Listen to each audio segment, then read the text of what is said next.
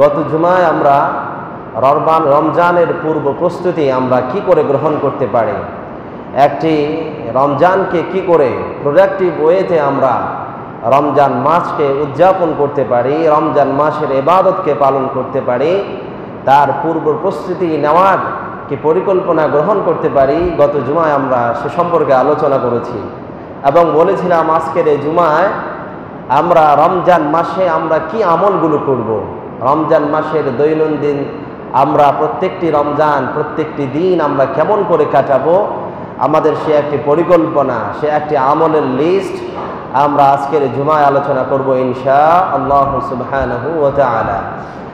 সম্মানিত সুধী, রমজান মাস পেয়ে যাওয়া এটা প্রত্যেকটি ঈমানদারের জন্য অত্যন্ত সৌভাগ্যের একটি বিষয়, প্রত্যেকটি ঈমানদারের জন্য অত্যন্ত মহামূল্যবান একটি নিয়ামত। যে ব্যক্তিকে আল্লাহ তাআলা রমজান দিয়েছেন সে ব্যক্তিকে আল্লাহ তাআলা তার গুনাহগুলো মাফ করার চরম একটি সুযোগ তার হাতে আল্লাহ রাব্বুল আলামিন পৌঁছে দিয়েছেন। সেই গুনাহ মাফ করা, তার আমল নামার নেক আমলের পাল্লা ভারী করা, এটি প্রত্যেকটি ঈমানদারের ব্যক্তিগত ব্যাপার এবং প্রত্যেকটি ঈমানদারের দায়িত্বশীল ঈমানদারের এই রমজান মাসকে প্রোডাক্টিভ ওয়েতে কাজে লাগিয়ে তার জীবনকে ধন্য করা, পরকালের জীবনের শান্তি এবং নিরাপত্তা নিশ্চিত করা, এটি প্রত্যেকটি প্রকৃত ঈমানদার, বুদ্ধিমান ঈমানদারের কাজ হচ্ছে এটি। আসুন আমরা জেনে নেই এই রমজান মাসকে আমরা কোন আমলগুলোর মাধ্যমে, কি ইবাদতের মাধ্যমে আমরা আমাদের রমজান মাসকে উদযাপন করতে পারবো, রমজান মাসকে সুন্দরভাবে আমরা পালন করতে পারবো। আল্লাহ রাব্বুল আলামিন কোরআনুল কারীমে রমজান সম্পর্কে যে আয়াতগুলো নাজিল করেছেন, এই আয়াতের ভিতরে অনেকগুলো ইবাদতের কথা চলে আসে। তাছাড়াও বিশ্বনবী সাল্লাল্লাহু আলাইহি ওয়াসাল্লামের অসংখ্য হাদিস থেকে রমজান মাসের করণীয় সম্পর্কে অনেকগুলো আমল, অনেকগুলো দিক নির্দেশনা আমাদের সামনে চলে আসে। সবগুলোকে আমরা ধারাবাহিকভাবে আমরা পয়েন্ট আকারে আলোচনা করার চেষ্টা করব। ওমা তাওফীকি ইল্লা বিল্লাহ। গত জুমায় আমরা সর্বশেষ যে বিষয়টি আলোচনা করেছিলাম সেটি হচ্ছে রমজান মাসের জন্য আমরা প্রস্তুতি নিব রমজান মাসের চাঁদ দেখার জন্যে। আর আমি আজকে বলবো যে রমজান মাসের আমাদের আমল এবং ইবাদত শুরু হবে এই চাঁদ দেখার মাধ্যমে। চাঁদ দেখা কিন্তু এটা একটি ইবাদত, এটি একটি আমল। প্রত্যেকটি ঈমানদারের এই চাঁদ দেখার প্রতি আগ্রহ থাকা উচিত। বিশ্বনবী সাল্লাল্লাহু আলাইহি ওয়াসাল্লাম বলছেন, সুমু লিরুয়াতিহি ওয়া আফতিরু লিরুয়াতিহি, তোমরা চাঁদ দেখে রোজা রাখো, তোমরা চাঁদ দেখে রোজা ভাঙো, অর্থাৎ তোমরা চাঁদ দেখে ঈদ উদযাপন করো। বিশ্বনবী সাল্লাল্লাহু আলাইহি ওয়াসাল্লাম সরাসরি আদেশ করেছেন যে তোমরা রোজা রাখো চাঁদ দেখে, রোজা ভাঙো চাঁদ দেখে। এই হাদিসটির উপরে ভিত্তি করেই কিন্তু বর্তমান বিশ্বে আপনারা দেখছেন যে গোটা বিশ্বে একই দিনে রোজা পালিত হবে নাকি প্রত্যেক দেশ আলাদা আলাদাভাবে রোজা পালন করবে, এ নিয়েও কিন্তু আমাদের বাংলাদেশের আলেমরা অনেকবার ইসলামী ফাউন্ডেশনের আন্ডারে তারা কিন্তু বৈঠক করেছে, সমাধানে আসতে পারে নাই। সুমু লিরুয়াতিহি, তোমরা চাঁদ দেখে রোজা রাখো। যেখানে রাসূল করিম সাল্লাল্লাহু আলাইহি ওয়াসাল্লাম চাঁদ দেখার প্রতি উৎসাহ প্রদান করেছেন, সেখানে আমরা চাঁদ দেখার কোনো চেষ্টা করব না। আমরা চাঁদ দেখি, হেলাল কমিটির মাধ্যমে আমরা তাদের উপরে দায়িত্ব আমরা অর্পণ করে দিয়েছি, কিন্তু ব্যক্তিগতভাবেও আমাদেরকে চাঁদ দেখার চেষ্টা করা আমাদের উচিত। কেননা এরপরে বিশ্বনবীর সুন্নত আছে প্রত্যেক নতুন চাঁদ দেখে কি দোয়া পড়তে হয়। গত জুমায়ও বলেছিলাম, আল্লাহুম্মা আহিল্লাহু আলাইনা বিল আমনি ওয়াল ঈমানি ওয়াস সালামাতি ওয়াল ইসলাম রব্বি ওয়া রাব্বুকাল্লাহ। ভিন্ন ভিন্ন রিওয়ায়াতে দোয়া এসেছে, এই দোয়াটা পড়লে ইনশাআল্লাহ আমরা এই চাঁদ দেখার দোয়া পড়ার মাধ্যমেই কিন্তু রমজান মাসটা যাতে আমার কাছে বরকতময় হয় সেই দোয়া আল্লাহর কাছে করা হয়ে যায়। তাহলে রমজান মাসের 1 নাম্বার আমার কাজ হবে যে আমরা চাঁদ দেখে ইনশাআল্লাহ চাঁদ দেখার ইবাদতের মাধ্যমে আমরা আমাদের রমজানকে শুরু করব ইনশাআল্লাহ সুবহানাহু ওয়া তাআলা। সম্মানিত সুধী, এবার রমজানের সবচেয়ে বড় ইবাদত, রমজানের মূল ইবাদত 2 নম্বরে, সেটা হলো চাঁদ দেখার পরেই পরের দিন থেকে আমাদেরকে 29 কিংবা 30 দিনের জন্য রমজান মাসের রোজা ধারাবাহিকভাবে আদায় করা প্রত্যেকটি ঈমানদারের উপরে আল্লাহ রাব্বুল আলামিন ফরজ করে দিয়েছেন। আল্লাহ রাব্বুল আলামিন বলেন, শাহরু রমাদানাল্লাযী উনজিলা ফীহিল কুরআনু হুদাল লিন-নাস وبينات من الهدى والفرقان فمن شهد منكم الشهر فليصم ومن كان مريضا أو على سفر فعدة من أيام أخر এই জায়গায় আল্লাহ তাআলা বললেন ফামান শাহিদা মিনকুমুশ শাহরা ফালইয়াসুম, যারা রমজান পেয়ে যাবে, রমজান মাস পর্যন্ত আল্লাহ রাব্বুল আলামিন যাদেরকে নেক হায়াত দারাজ করবেন, আল্লাহ রাব্বুল আলামিন বলছেন ফালইয়াসুম, রমজান পেয়ে যাওয়ার পরে সে যেন রমজান মাসের রোজাগুলো আদায় করে নেয়। সুবহানাল্লাহ। ফামান শাহিদা মিনকুমুশ শাহর ফালইয়াসুম, যে রমজান মাস পাবে তার উপরে ফরজ হলো রমজানের রোজাগুলো আদায় করে নেওয়া। রমজান রোজা কার উপরে ফরজ? প্রত্যেক বালেগ প্রাপ্তবয়স্ক মুসলমান নরনারীর উপরে, যার রোজা রাখার সক্ষমতা আছে, অসুস্থতা নেই অথবা সে সফর অবস্থায় নেই, এই ধরনের প্রত্যেকটি ইমানদার বালেগ নরনারীর উপরে আল্লাহ রাব্বুল আলামিন রমজান মাসের ধারাবাহিক পুরো মাসের রোজাকে আল্লাহ রাব্বুল আলামিন ফরজ করে দিয়েছেন। এজন্য রমজান মাসের মূল ইবাদত হচ্ছে আমাদের রমজান মাসের রোজাগুলো পালন করা। কোনোভাবেই প্রাপ্তবয়স্ক হয়ে যাওয়ার পরে আমরা অনেক সময় দেখি আমাদের সন্তানদের স্বাস্থ্য নষ্ট হয়ে যাবে অথবা মেয়েদের স্বাস্থ্য নষ্ট হয়ে যাবে, এই অজুহাতে অনেক সময় পরিবারের লোকেরা পর্যন্ত সন্তানদেরকে রোজা রাখতে নিরুৎসাহিত করে। অনেক সময় প্রাপ্তবয়স্ক সন্তানকেও পর্যন্ত, বাবা সামনে তোমার পরীক্ষা, এই সময় তুমি রোজা রেখে পড়াশোনা করতে পারবে না, সামনে মেয়ের বিবাহ, রোজা রাখলে স্বাস্থ্যহানি হয়ে যাবে, এ সময় তুমি রোজা রাখবে না, এ ধরনের কোনো কথা বা রুখসত ইসলাম দেয়নি। প্রত্যেকটি বালেগ নরনারীর উপরে আল্লাহ রাব্বুল আলামিন এই রমজানের রোজাকে আল্লাহ তাআলা ফরজ করে দিয়েছেন। তাহলে রমজান মাসের 2 নম্বর ইবাদত হচ্ছে এবং মূল মৌলিক ইবাদত হচ্ছে রমজান মাসের রোজাগুলো পালন করা। আলহামদুলিল্লাহ অনেকেই আছি আমরা প্রাপ্তবয়স্ক হওয়ার আগ থেকে ছোট কাল থেকেই আমরা রমজানের রোজাগুলো পালন করে অভ্যস্ত, এবং অনেকে আছে যে আলহামদুলিল্লাহ প্রাপ্তবয়স্ক বুঝ হবার পরে কেউ রোজা ভাঙে নাই, কিন্তু বহু মানুষ আছে যে তারা প্রাপ্তবয়স্ক হওয়ার পরেও অনেক বছর চলে গিয়েছে তারা রোজা রাখে নাই। আবার অনেকে আছে রোজা রাখে, মাঝে মাঝে রোজা ভেঙে ফেলে, ইচ্ছা হলে রোজা রাখে, ইচ্ছা হলে রোজা ভেঙে ফেলে। এবং অনেক মানুষ আছে যে কষ্টকর কাজ করে এই অজুহাতে যে আমাকে কাজ করতে হয়, আমাকে শ্রম দিতে হয়, কোনো অজুহাতে রোজা ছাড়ার কোনো সুযোগ আমাদের নাই, রোজা আমাদেরকে অবশ্যই পালন করতে হবে। এ ব্যাপারে বিস্তারিত আলোচনার সুযোগ নেই। আল্লাহ রাব্বুল আলামিন বিশ্বনবী সাল্লাল্লাহু আলাইহি ওয়াসাল্লাম বলছেন, মান সামা রমাদান ঈমানান ওয়া ইহতিসাবান গুফিরা লাহু মা তাকদ্দামা মিন যামবি। এই রোজা রাখলে আমাদের কি লাভ? অসংখ্য হাদিস আছে রোজার ফজিলতের।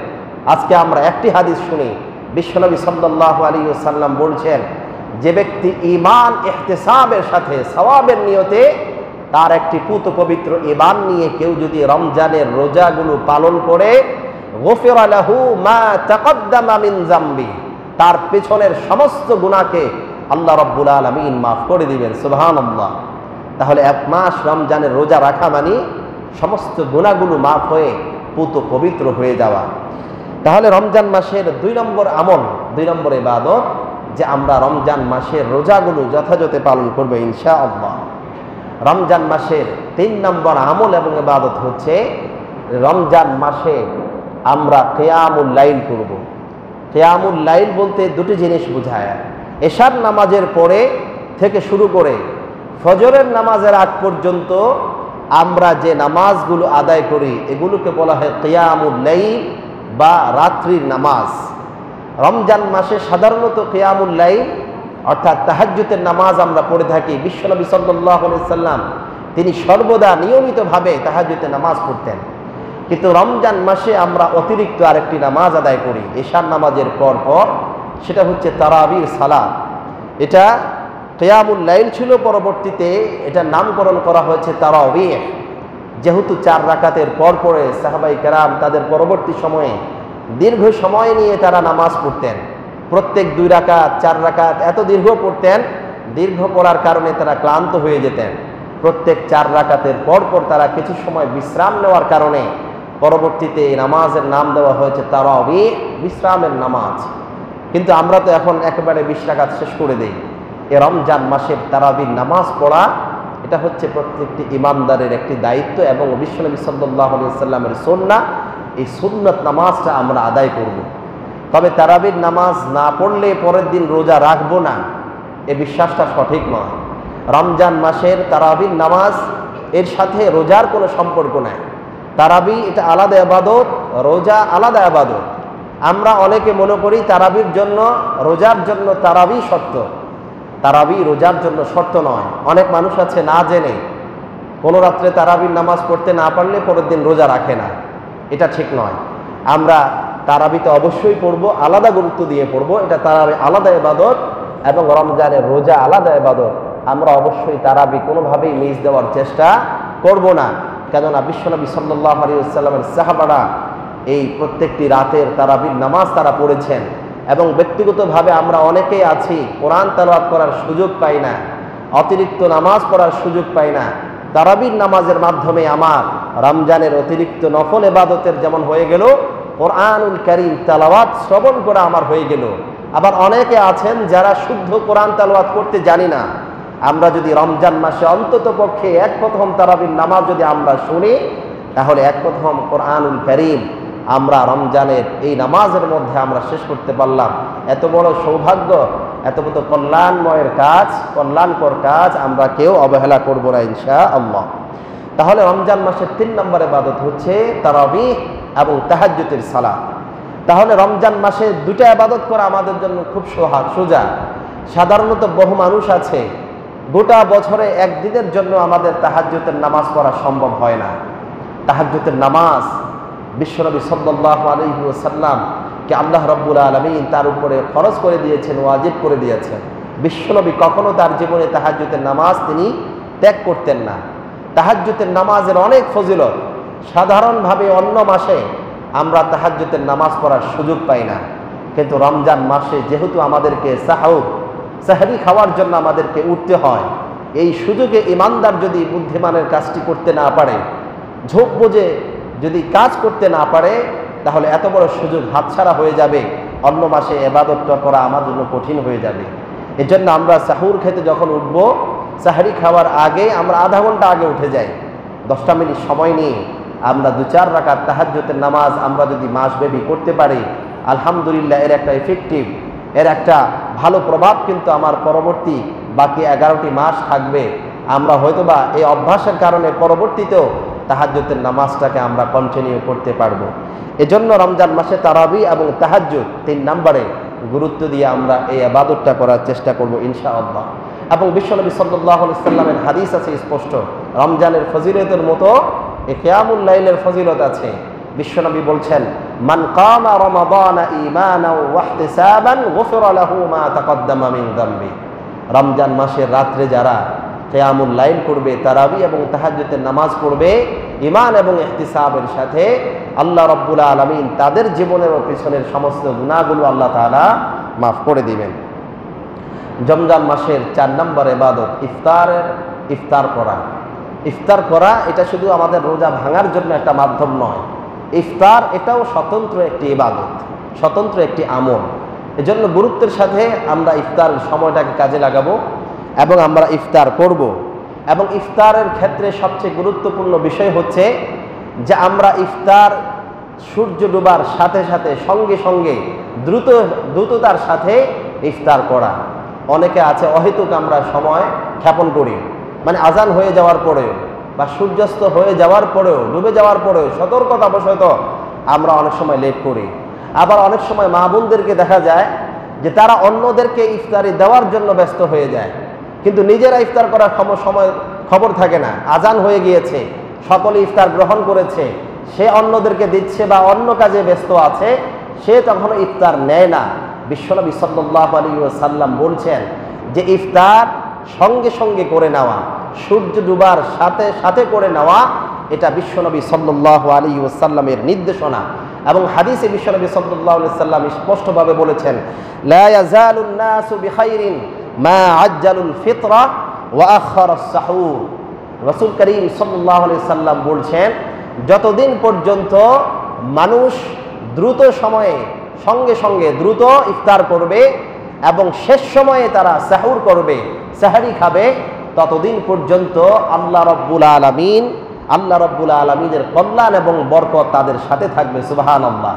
তাহলে ইফতার করার ক্ষেত্রে আমরা তো ইফতার করব, কিন্তু আমি যদি এই নিয়তে এই প্র্যাকটিসটা করি যে আমি সতর্ক থাকব, সূর্য ডোবার সাথে সাথে সূর্যাস্তের সাথে সাথে বিলম্ব না করে আমি ইফতার গ্রহণ করব, এবং সেহরি খাওয়ার সাথে সাথে সেহরি খাওয়ার ব্যাপারে আমাদের নির্দেশনা হলো সেহরি আমরা শেষ সময়ে খাবো। 5 নাম্বার আমল হলো সেহরি খাওয়া।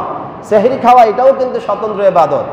আমরা অনেকে মনে করি যে রমজান মাস সারাদিন আমি কেমন করে থাকবো, এজন্য মনে হয় সাহুর খাওয়ার এই সিদ্ধান্ত শরীয়ত গ্রহণ করেছে। না, আমি সারাদিন ইফতারে সাহরির সময় পেট ভরে খেয়ে আমি সারাদিন জাবর কাটবো, এজন্য কিন্তু সাহুরের নির্দেশনা দেওয়া হয় নাই। কেন সাহুর খেতে বলা হয়েছে? বিশ্বনবী সাল্লাল্লাহু আলাইহি ওয়াসাল্লাম বলছেন, তাসাহহারু ফাইন্না ফিস সাহুরি বারাকা, যে তোমরা সাহরি খাও, কেননা এটার ভিতরে আল্লাহ রাব্বুল আলামিন বরকত নিহিত রেখে দিয়েছেন। সুবহানাল্লাহ। আমি পেট ভরে খেলেও বরকত, এক ঢোক পানি খেলেও সেটার মধ্যেও আল্লাহ রাব্বুল আলামিন বরকত দিতে পারেন। এজন্য অনেক সময় অনেকে দেখা যায় যে তার রাত্রে বিছানায় যেতে যদি লেট হয়, ধরেন 1টা-2টার দিকে গেল, অনেকে বলে যে আমার তো আর ওঠার সম্ভাবনা নেই, এখনই একবারে খাওয়া দাওয়া শেষ করে আমি ঘুমিয়ে যাই।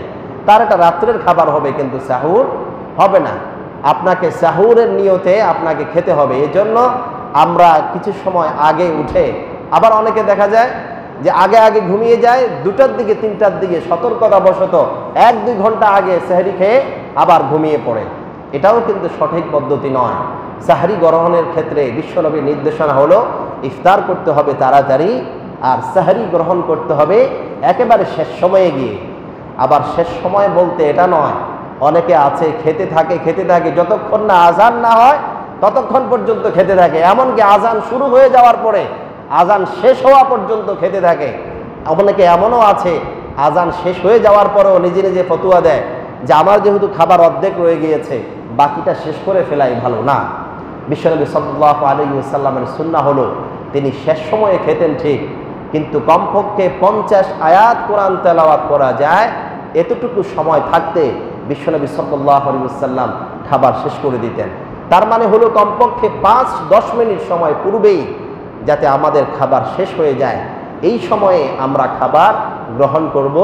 অর্থাৎ আমরা আধা ঘন্টা আগে যদি উঠে যাই, আমরা যদি কমপক্ষে 15-20-30 মিনিট আগের তো যদি খাবার শুরু করি, আমার মনে হয় সুন্দরভাবে আমরা সাহারি গ্রহণ করতে পারবো।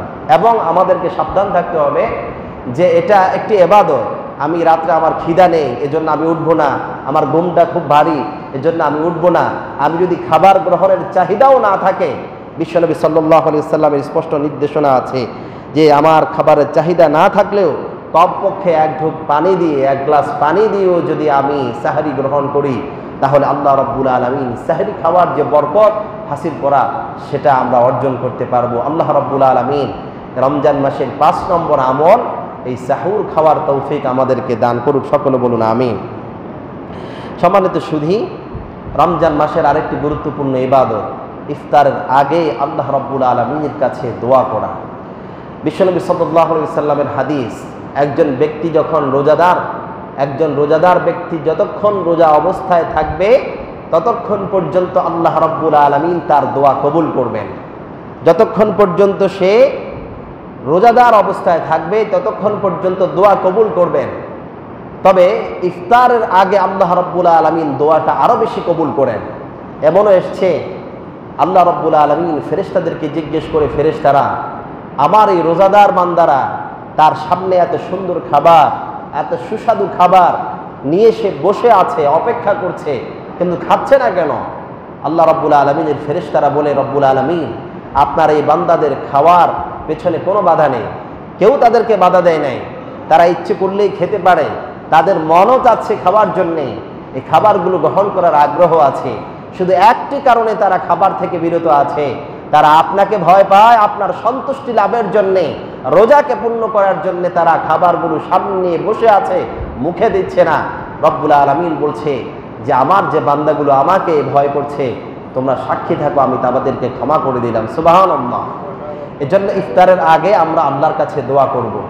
প্রয়োজনে আমরা যদি সবার সামনে আমাদের দোয়া যদি আমাদের মন থেকে না আসে, আমরা আলাদা পরিবেশ তৈরি করে নিব। প্রয়োজনে আমি নির্জন স্থানে চলে যাই, আলাদা একটি কক্ষে চলে যাই, প্রয়োজনে আমি বাসার ছাদে চলে যাই, প্রয়োজনে আমি কি দোয়া করব আল্লাহর কাছে ইফতারের সময় সারাদিন সেটা আমি একটা পরিকল্পনা করে নেই। আমরা প্রত্যেক দিন গতানুগতিকভাবে দোয়া না করে সাজানো এবং পরিকল্পিতভাবে আমার যেটা প্রয়োজন আমার জীবনে যেটা বেশি প্রয়োজন আমি পরিকল্পনা করে ইফতারের আগে আল্লাহর কাছে দোয়া করি। হতে পারে আল্লাহ রাব্বুল আলামিন আমার সে সময়ের দোয়াটা তিনি তার দরবারে কবুল করে নেবেন। এজন্য ইফতার এটা অবহেলার বিষয় নয়, হাসি ঠাট্টার বিষয় নয়। আমরা অনেক সময় এক জায়গায় হলে গল্প করে সময়টা কাটিয়ে দেই। আমরা গল্প না করে ইফতারের আগের সময়টাকে আমরা আল্লাহ রাব্বুল আলামিনের কাছে রোনাজারি করে দোয়া করব। আল্লাহ রাব্বুল আলামিন আমাদেরকে তৌফিক দান করুক, সকলে বলুন আমিন। সম্মানিত সুধী, তাহলে রমজানের 6 নম্বর আমল হলো ইফতারের আগে রোজা করা, দোয়া করা। 7 নম্বর, রমজানের রোজা থাকা অবস্থায় মিথ্যা কথা এবং মিথ্যা কাজ থেকে আমাদেরকে বিরত থাকা, এটাই কিন্তু একটি ইবাদত। আমল করা যেমন ইবাদত, গুনাহের কাজ ছেড়ে দেওয়া সেটাও কিন্তু ইবাদত। আর রমজান মাসে আমলের যেমন সওয়াব বেশি, রমজান মাসে গুনাহের কাজেরও কিন্তু গুনাহ তত বেশি হবে, গুনাহটা তত মারাত্মক হবে। এজন্য রমজান মাসে স্পেশাল এবং বিশেষভাবে মিথ্যা কথা এবং কাজ থেকে বিরত থাকার জন্য বিশ্বনবী সাল্লাল্লাহু আলাইহি ওয়াসাল্লাম নির্দেশ দিয়েছেন। বিশ্বনবী সাল্লাল্লাহু আলাইহি ওয়াসাল্লাম বলেন, মান লাম ইয়াদা কাওলাজ জুরি ওয়াল আমালি বিহি ওয়াল জাহলা ফালাইসা লিল্লাহি হাজাতুন আন ইয়াদা তাআমাহু ওয়া শারাবা।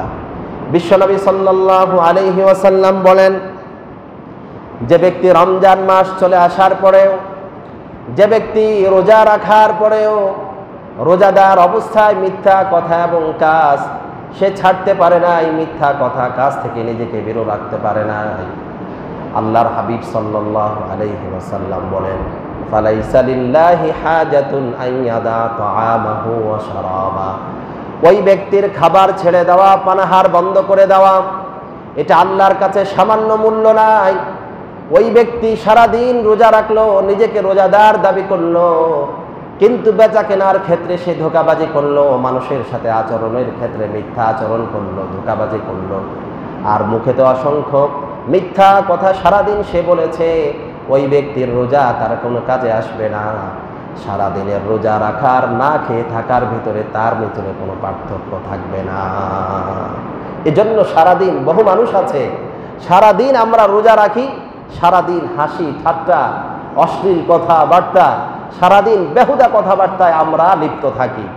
অনেক মানুষ আছে বেহুদা অশ্লীল কথা ছাড়া অনেক মানুষ চলতেই পারে না। অশ্লীল কথা, অশ্লীল কাজ যেমন গুনাহ, অশ্লীল কথা বলাও গুনার কাজ। আর মিথ্যা কথা তো ইমানদার কখনোই তার জন্য জায়েজ নেই।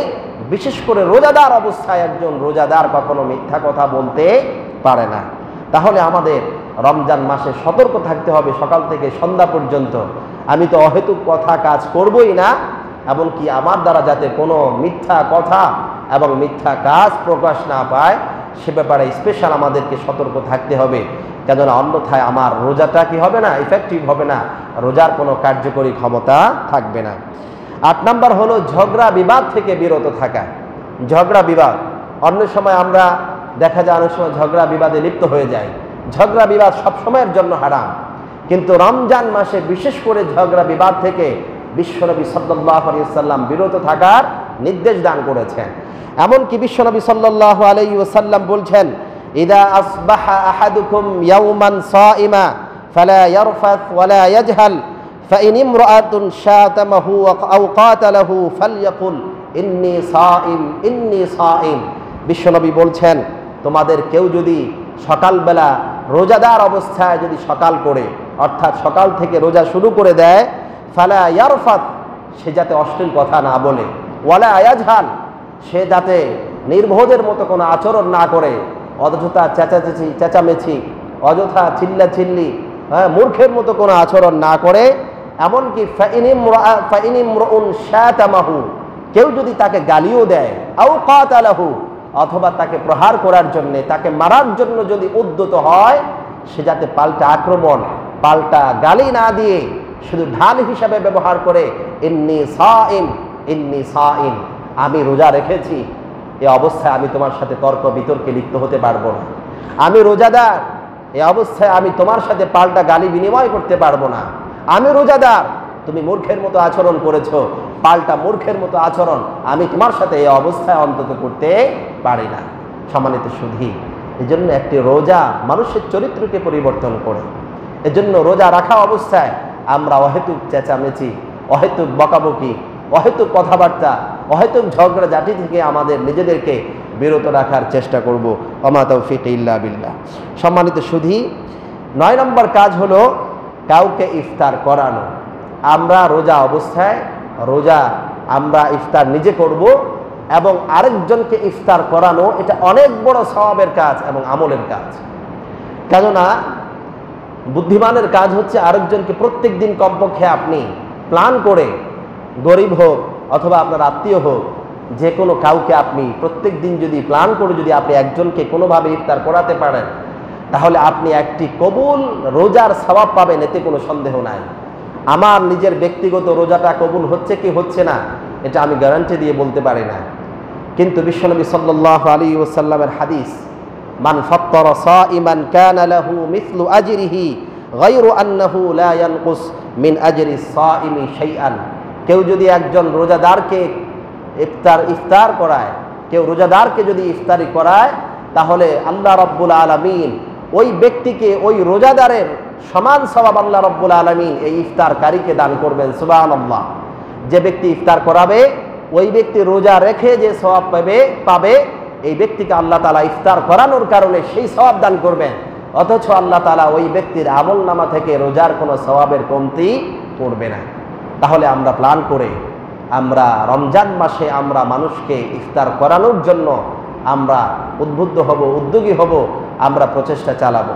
বিশেষ করে অনেক সময় দেখা যায় গরিব দুঃখী যারা আছে, তাদেরকে আমরা রমজানের আগেই যদি ইফতারের বিভিন্ন আইটেম যদি আমরা সরবরাহ করতে পারি, প্রত্যেক দিন সে যদি আমার দেওয়া খেজুর থেকে যদি ইফতার করে, একটি খেজুরও, আপনাকে তো অনেক কিছু দেওয়ার প্রয়োজন নাই। সাহাবায়ে কেরাম প্রশ্ন করেছিলেন, ইয়া রাসূলুল্লাহ, আমাদের অনেকের সামর্থ্য নাই যে একজন রোজাদারকে ভালো করে আমরা ইফতারি করাতে পারি। বিশ্বনবী সাল্লাল্লাহু আলাইহি ওয়াসাল্লাম বললেন, একটি খেজুর দিয়ে ইফতার করালেও আল্লাহ রাব্বুল আলামিন সেই সওয়াব তোমাকে দান করবেন।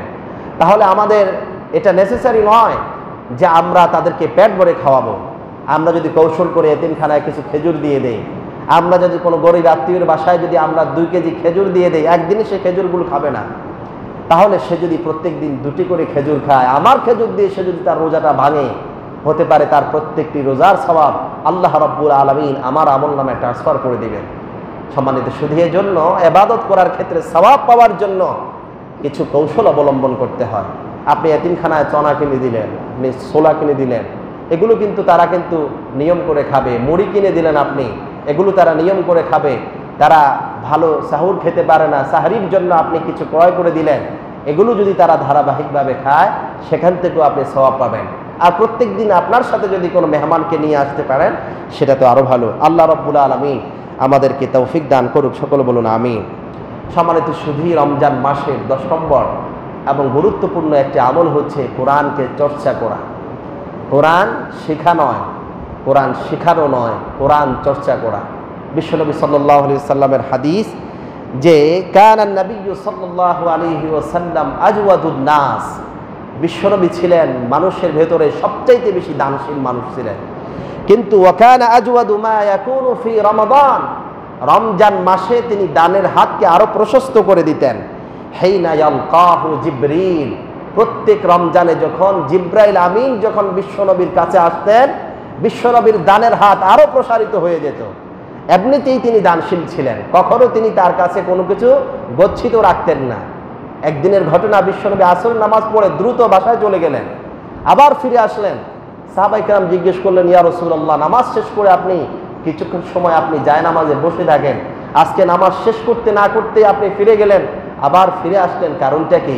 বিশ্বনবী বললেন যে আমার বাসায় কিছু মুদ্রা ছিল, আমি ভুলে গিয়েছিলাম, নামাজ শেষ হতে না হতে আমার স্মরণ হতে আমি সেগুলো আগে সৎকা করে এসেছি, তারপরে আমি শান্ত হয়েছি।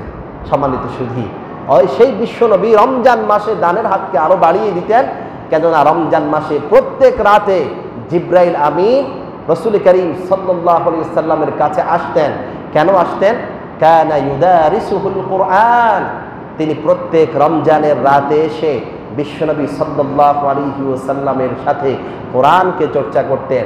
বিশ্বনবী কোরআন শোনাতেন, জিব্রাইল আমিন কোরআন শুনতেন, জিব্রাইল আমিন বিশ্বনবীকে কোরআন শোনাতেন এবং বিশ্বনবী সাল্লাল্লাহু আলাইহি ওয়াসাল্লাম জিব্রাইল আমিনের কাছ থেকে কোরআন শুনতেন। তাদারুস মানে কোরআনকে চর্চা করা, কোরআনের অর্থ জানা, কোরআনের অর্থ বোঝা, ব্যাখ্যা জানা, সেটা আমলে নিয়ে আসা, কোরআন সংক্রান্ত সকল চর্চা ইনশাআল্লাহ আমরা এই রমজানকে ঘিরে আমরা বাড়িয়ে দিব। কেননা এই রমজান মাসটাই হলো কোরআনের মাস, এই কোরআনের মাসটাই হলো রমজানের মাস। অতএব রমজান মাসে আমরা কোরআন চর্চা করব এবং রমজান মাসে আমরা কোরআন নিয়ে থাকব। কেননা আল্লাহ রাব্বুল আলামিন এই রোজা এবং কোরআনকে কাল কিয়ামতের দিন আমার জন্য সুপারিশকারী বানিয়ে দিবেন। সুবহানাল্লাহ।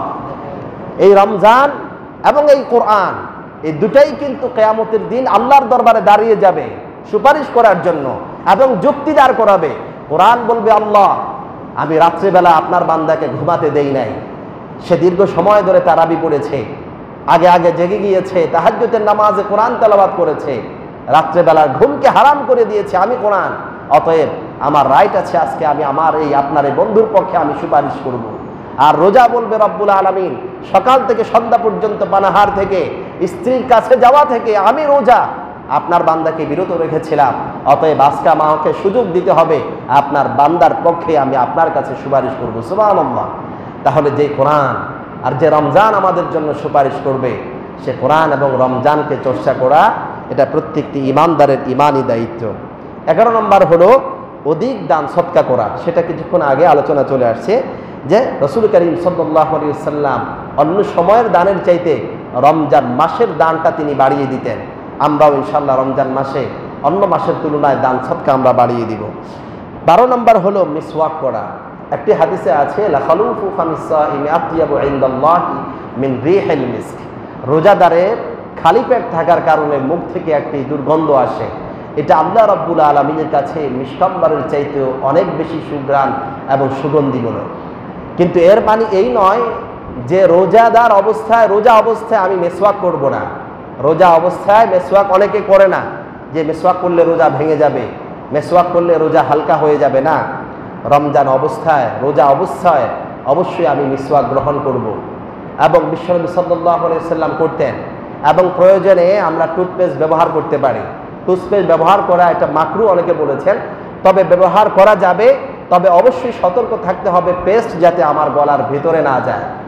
সেজন্য আমি সতর্কতামূলকভাবে পেস্ট কম ব্যবহার করব এবং অল্প সময় ব্রাশ করে সতর্কতামূলকভাবে আমি যদি আমার মুখের দুর্গন্ধ আমি দূর করব এবং প্রত্যেক নামাজের পূর্বে তো অবশ্যই আমি মেসওয়াক করব।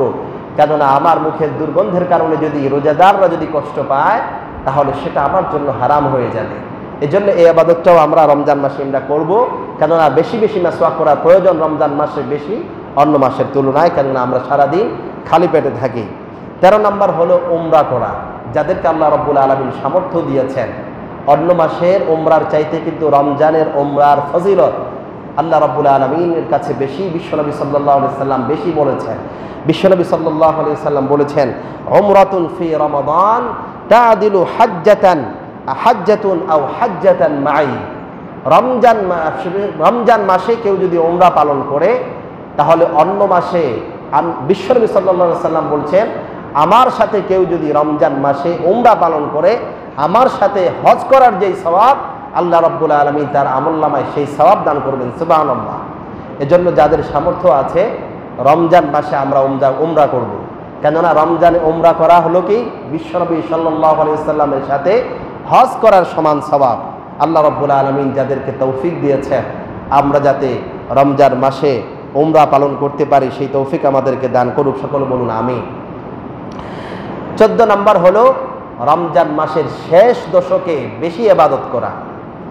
বিশ্বনবী সাল্লাল্লাহু আলাইহি ওয়াসাল্লাম পুরো রমজান ইবাদত করতেন, কিন্তু শেষ দশক আসার পরে তিনি স্ত্রীদের কাছেও আর যেতেন না, তিনি সংসারের অনেক কাজ ছেড়ে দিতেন। তিনি শেষ দশকে অধিক হারে তিনি আল্লাহর ইবাদতে মশগুল হয়ে যেতেন। কিন্তু দুর্ভাগ্য, আমাদের দেশের চিত্র ভিন্ন। আমরা রমজানের শুরুতে মসজিদে মানুষের জায়গা দেওয়া যায় না। প্রথম দিন যত মুসল্লি থাকে পরের দিন থেকে আস্তে আস্তে কমতে শুরু করে, এবং শেষ দশকে গিয়ে মসজিদে আর মুসল্লি খুঁজে পাওয়া যায় না। যারা নিয়মিত আসতো তারাও কিন্তু অবহেলা শুরু করে দেয় কয়েক কারণে। তার মধ্যে একটি হলো রমজান মাসের শেষের দিকে তাদের ক্লান্তি চলে আসে। আরেকটি বড় কারণ, শেষের দিকে কেনাকাটার ধুম পড়ে যায় আমাদের। আমি বলেছিলাম এজন্য রমজানের ভেতর আমাদেরকে পূর্ব প্রস্তুতি নিতে হবে। আমার ঈদের কেনাকাটা, রমজানের কেনাকাটা প্রয়োজনে আমরা রমজানের আগেই সেরে ফেলি, আমরা রমজানের আগেই কেনাকাটা করে ফেলি। রমজান মাসে যে সময়ে তারাবি নামাজ পড়ার কথা, আমি তারাবির নামাজ মসজিদে চলছে আর আমি রাস্তায় ঘুরে ঘুরে বাজার করলাম। আমি বাজার করে কতটুকু লাভবান হব, কিন্তু আমি যে নামাজটা ছেড়ে দিলাম, আমি এক খতম কোরআন শোনার কথা সেটা আমি শুনতে পারলাম না পরিকল্পনার অভাবে। এজন্য রমজান মাসে, অথচ বিশ্বনবী শেষ দশকে বেশি ইবাদত করতেন, আর আমরা শেষ দশকে ইবাদত কমিয়ে দেই। আমাদের এই অভ্যাসকে পরিবর্তন করতে হবে, আমাদের এই চরিত্রকে আমাদেরকে পরিবর্তন করতে হবে। বিশ্বনবী সাল্লাল্লাহু আলাইহি ওয়াসাল্লামের সাথে আমাদের চরিত্র গোটাই উল্টে গিয়েছে। রমজান মাসের প্রথমের চাইতে শেষ দশকে আমরা বেশি ইবাদত করার চেষ্টা করব ইনশাআল্লাহ।